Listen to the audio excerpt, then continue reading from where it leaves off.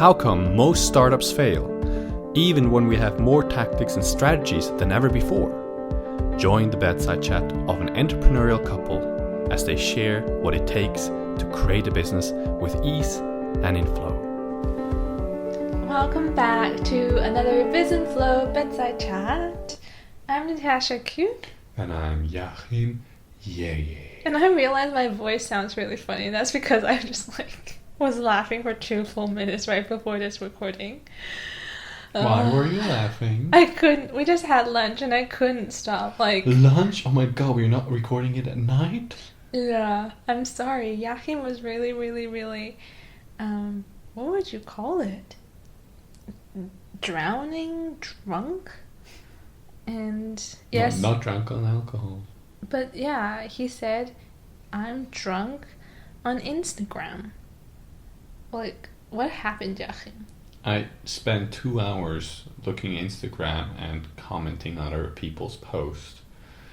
And you just get drunk doing that because you look at all those pictures, you look at all the different words, you look at the descriptions and all this stuff, and it's just it just blows your brain. Yeah, literally. It really does. But you survived, and I'm really proud of you. I wouldn't recommend doing that so concentrated for 2 full hours. Is that right? But there's something that you notice, and it really kind of got you. So that's why we're kind of recording in the middle of the day, because we want to capture this moment. Capture the moment. What are you going through, Joachim? Deep depression. Oh my gosh, just get to the point. It's not even funny. I am supposed to be the one who gets to the point, not you. Anyways, it just sucks. Instagram mostly sucks. There's so Instagram doesn't suck. The content on Instagram, Joachim, means sucks. Yes. Well, in our niche at least, kind of sucks. Because there's just so much bullshit. So much quotes that are supposed to be inspirational. But they're just empty, and they're just like a band-aid putting on a festering wound of your insecurities, and you read it and you get a little boost, and that's it, and it sucks. Give me a few examples. Can you find them from the top of your head, or what did you saw that was the common theme there? The common theme, I can't quote any quotes because they just left my brain as quickly as possible, which I'm very grateful for.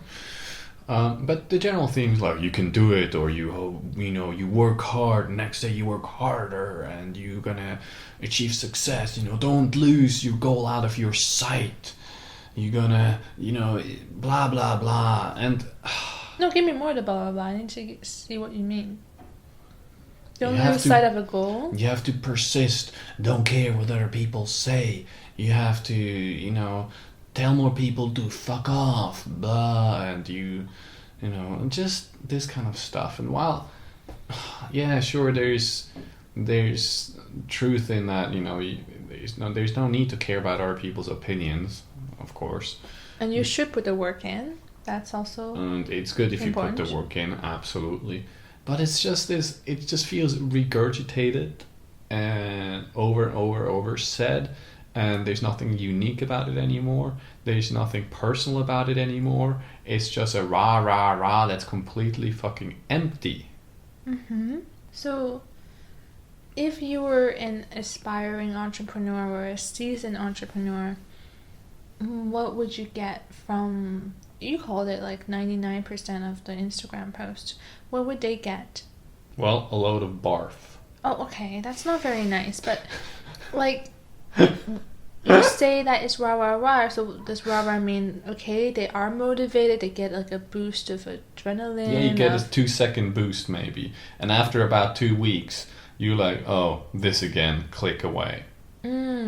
Okay. So from Joachim's frustration, what I'm really hearing here is that it's not lasting change. It's not even a perspective really that these posts are bringing, right?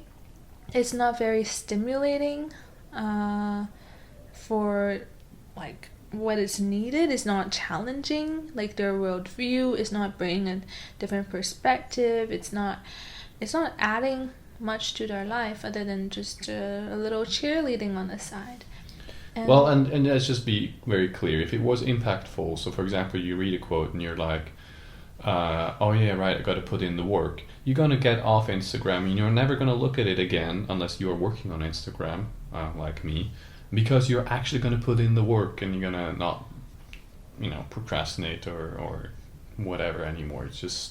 It's not needed after that. Or if you don't care about other people's opinion, well, then it's done and dealt with. But it's not, because and I don't get me wrong, I'm not thinking I'm going to create an Instagram post that can actually take care of that or whatever. And it is an issue for lots of people that they take other people's opinions too seriously. This reminds me of my own Instagram feed on the feminine space. And I try to come from a really honest place of my own personal experience or sharing what it is I know. And I just do the best that I can. But I've received a lot of feedback or people telling me that they really appreciate it. It really helps them. And when they're scrolling through their feed, that it's something they really look forward to. It's something that's needed in the world. And in particular, I have a client who told me that the first time she saw it and she just read through the description and all that I write, the content there, that she felt it was really, really deep. So some audiences are able to feel that you're coming from a place of knowing versus just regurgitation, because a lot of these quotes floating around, and probably some of ours too, it will be redundant and it's a repetition of sorts, right? Yeah. But what is the difference then? Like, what are we sharing here that's not what you're seeing out there? Well, if you're putting a quote outlet, like, hustling is the key or whatever it is, I don't really know. Don't put the quote and then put some meat on it, like a personal story or just something that shows that you actually put more thought into it than 2 seconds of a brain fart. Yeah, I gotta say that not everyone wants to put in, the full effort.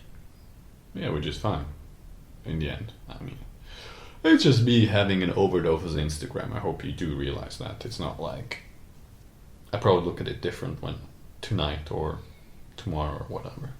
But it is an extremely important issue here, which is there is going to be more and more and more content out into the world, like on every single platform and in every single medium, like whether it be in writing or images or video. It's gonna have more noise, it's gonna get more busy, there's gonna be more content, and along with that, it means that there's gonna be a lot of content out there that's not that valuable, and the poor audience actually needs to filter out and find out what it is that they really want to follow, what they want to see. Yeah, and I mean that is the challenge that we are facing to a degree already, is how are we going to stand out, how are we creating something of value and cut through the noise. I believe it's just a time thing as well, and being consistent in putting out valuable content, and people eventually do notice it, but it's not a quick solution. And this also goes back to your own grounding as an entrepreneur, because it's okay, it's easy to do things half-assed, but if you want to make it and win in the long run, that takes dedication, and that might even mean that you do more than the average person who's putting content out there. But that's something that you need to commit to, and it's something that must come from you. And when you say long term, that is the key. But are we, prepared to keep giving and to pretty much reveal all that we know along the way, and not just do the minimal effort, because that won't really help you stand out or bring you a really loyal following.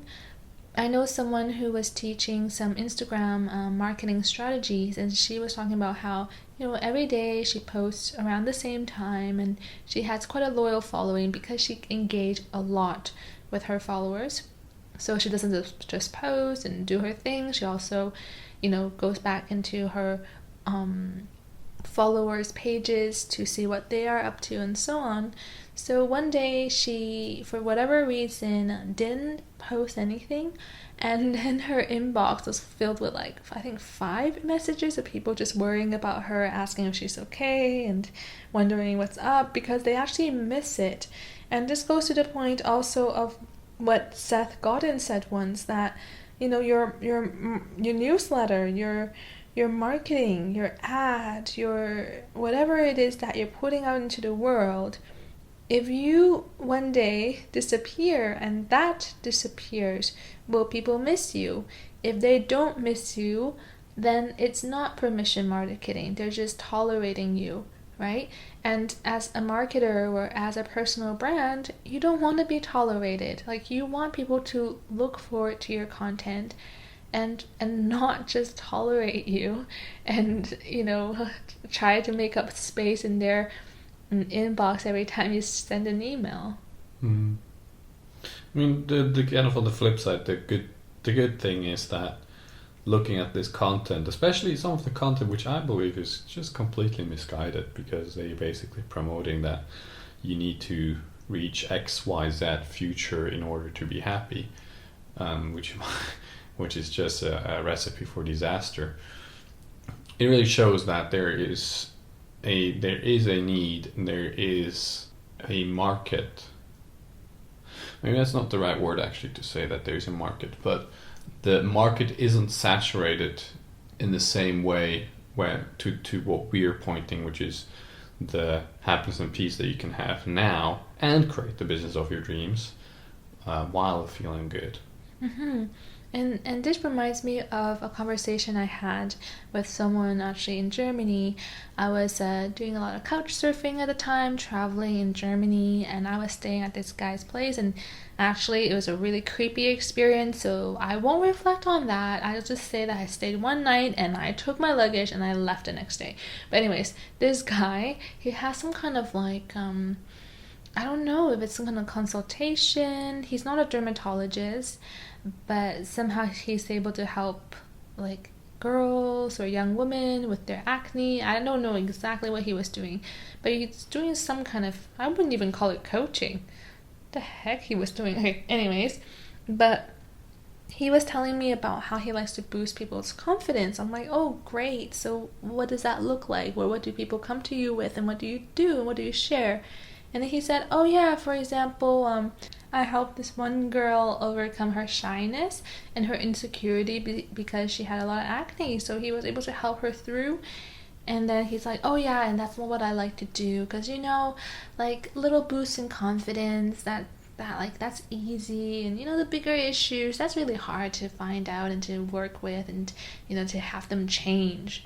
And I was just like, what?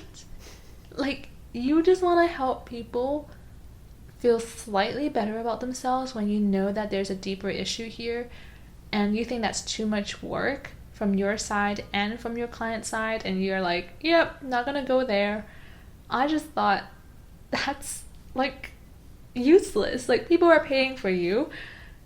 How could you do that? Okay, but anyways.